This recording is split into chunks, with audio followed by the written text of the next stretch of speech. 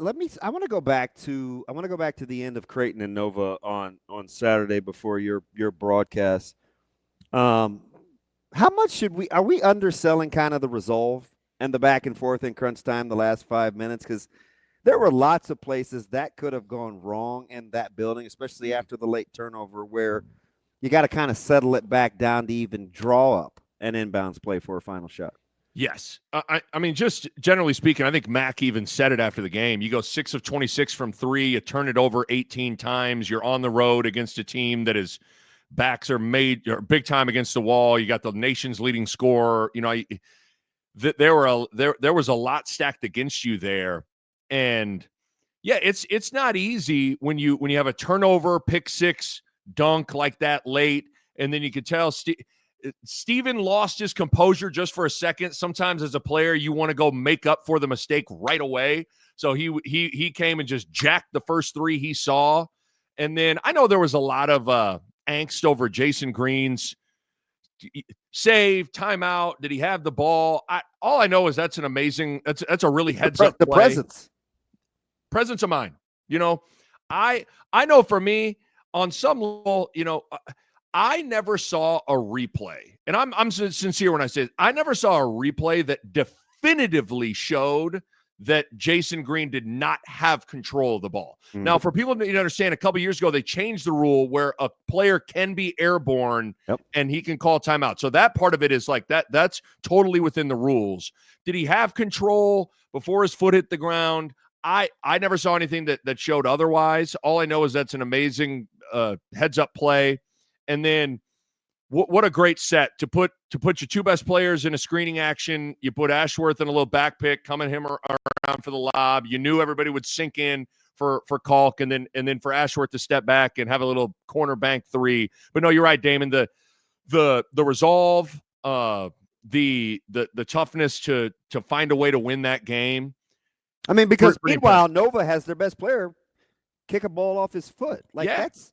Well, there's a reason not handling the moment. Yeah, there's a reason the past 2 years Creighton's hit 2-game winners at the buzzer over Villanova. Like one team finds a way to win, and one team over the last couple of years has just found a way to lose. And there's just something to that. And yeah, that's a heck of a win for Creighton. When after the Pop injury and then the Bama loss. And then the stinker at Georgetown where the second half, Creighton looked like a junior varsity team. Couldn't even enter offense. Micah Peavy was just, big boying everybody out there with run out layups and dunks. I thought Creighton was in big trouble. I said this on my last pod. This is one of the best coaching jobs I think Coach McDermott's done in his 15 years at Creighton. It also helps when you have one of the 5 to 10 best players in the country. And don't get it twisted. Do not get it twisted. Ryan Kalkbrenner is name me 10 better players in the country than that guy. You cannot do it. Okay, Cooper Flagg, cool. That's one. Okay, Janai Broom, two. Okay, like there are not 10 better players than that dude right there. And so it helps when you have that to begin with. That's a good place to start. But man, Coach Mack is coaching his you-know-what off. Yeah, I mean, this team 6 weeks ago, I was like, I just don't think they're very good. Like 9-2. This is his best start. Like in the conference. Like 6 weeks ago, I was like, I don't think this team is very good. Today, I'm like, oh man, ceiling is whatever they want it to be at this point. Like I don't have any upper limits on what this team is. And I am just stunned, honestly, Nick. Like I can't believe that they're getting what they're getting out of Jemiah Neal. I can't believe. How about the difference in Trout's game, Nick? Trout. You saw catch and shoot coming, I'm sure, right? Like, yeah. What is going on? Yeah, I mean, it's one of those things I could sit there. You could pick one guy or two guys, but literally everybody is playing better than they played on November 15th and December 15th. And like they're all playing better, and then they're all a year better. Mm-hmm. Neil it's taken some time for him to kind of find his way into the Creighton way of doing things, but that guy's playing that guy's playing great right now. His ability to take and make big threes is been staggering. Yeah. And how about the Stones? Yeah, I mean he's got confidence. Trout's playing great. and it was going to be hard. One of the things that I thought was going to be challenging this year heading in was like between Miller, McAndrew, and Trout, you had three guys that were largely the same kind of a player. And you were going to need to get a lot of minutes out of all three. And that can be hard when at the end of the day, what all of them do is catch and shoot. And none of them are going to break you down off the bounce. None of them are necessarily going to go lock down anybody else. But Greg McDermott has found a way to maximize all of those guys. And then Stephen Ashworth, I mean, I don't even know what to say with all that's on that guy's plate, on one hand, the basketball player in me is like, man, it'd be great to have the ball in my hands the whole game. No, I'm never coming out of the game knowing I can do whatever I want. But at the same time, there's a lot that comes with that. And he doesn't have a lot of help around him in terms of ball handling, in terms of creating. He has to have elite level fitness. Oh, man. Elite. Yes. Just everybody do yourself a favor. Watch him in a possession once he gives up the ball. The second that guy gives up the ball, that guy is in perpetual motion. He's hard back cutting, then sprinting back out for a handoff. I mean, just his movements outstanding. And then Zugic. I'm telling you, Zugic is coming along. He is starting to kind of find his way. He's the one guy that I think that could eventually provide something that they really need. I think even as early as this Saturday at against Marquette, where you need some more guys that can handle the basketball. And Zugic, I think, has proven to me to be a little bit better off the bounce than I thought. So, no, I'm amazed, man. I'm with you, Ravi. I thought this team was in big trouble. And I've been around Creighton basketball intimately since 2005, and this group has stunned me maybe more than any other group, to be honest with you. They have really, really grown. I'm glad you brought up Zugic because I've been banging that drum forever. Not because, I know a lot of people are like, oh, he's going to be savior, whatever. I just want another ball handler on the floor, right? Like, I like Ashworth and what he can do, but especially like Saturday when they got in foul trouble with Ashworth and Ty Davis was on the floor. Like, Ty Davis, I think he's going to be a good ball player, but is not at the point where you can ask him to do Stephen Ashworth things, right? Like, in my mind, I think they need to start getting a little more aggressive with Zugic's minutes to help relieve some of that pressure. Agree. And have hard defensive matchup Saturday, though. Well, very. But the other thing, Ravi, did you notice towards maybe the final 10 minutes of that Xavier game, where Zugic was enormously important, was throwing the ball into Kalkbrenner. He might be the best post entry guy. Yeah, they need, and that was Shireman last year. Mm-hmm. That's where Shireman and Kalk were really good on their set plays for high lows, or they loved the little pennant along the baseline to throw it in. That was Zugic more often than not at the end of the game against Xavier.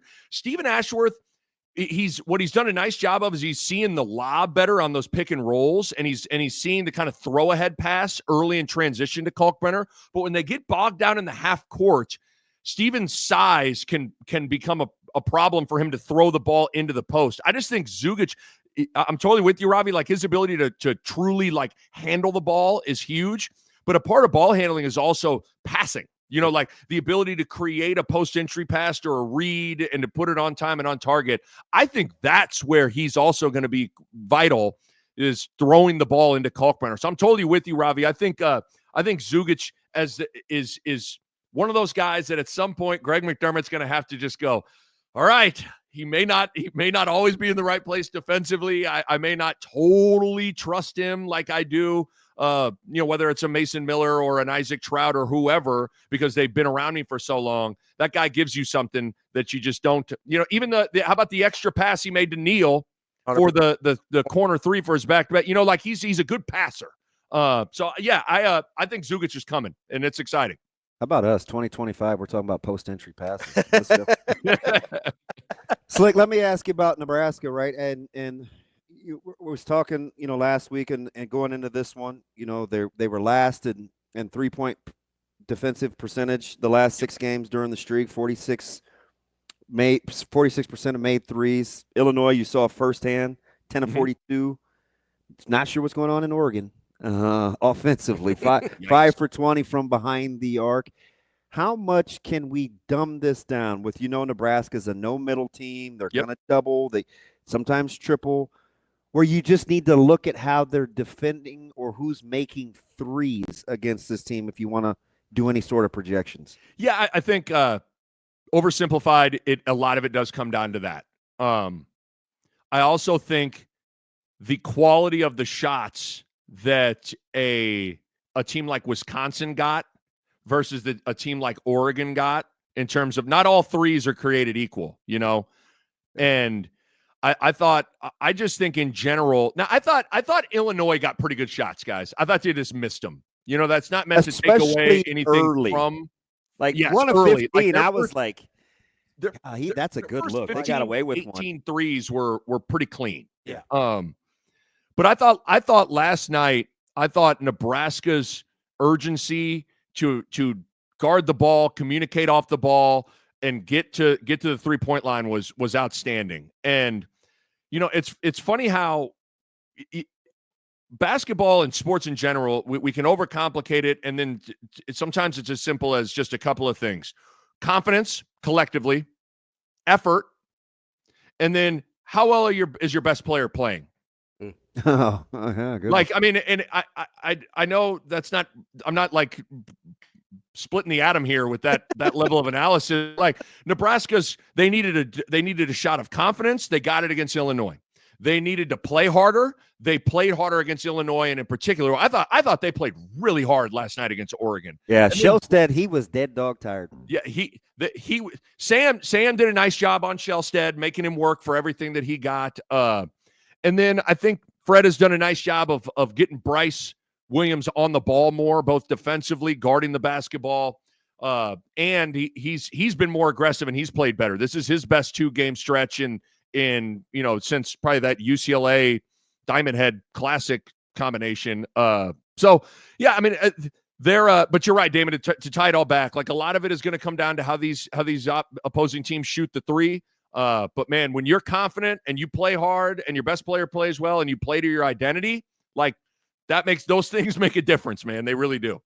So, Nick, I want to stick on that 3-point guarding here for a second, because Nebraska's sort of a weird team, and DB and I talked about this earlier, where they're kind of willing to give up some kickouts in order to do what they want to do in terms of whether it's doubling the post or bringing extra help.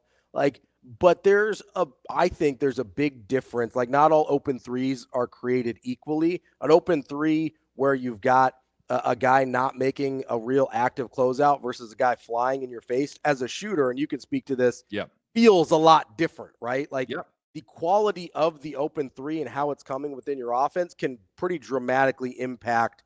And that's what I thought was the biggest difference between, say, Illinois, where I agree with you, especially in the first half. They got some good looks, versus second half Illinois and Oregon. Go back to Maryland, Nick, with Jacoby Gillespie, who in my opinion, is the most underappreciated player in the Big Ten.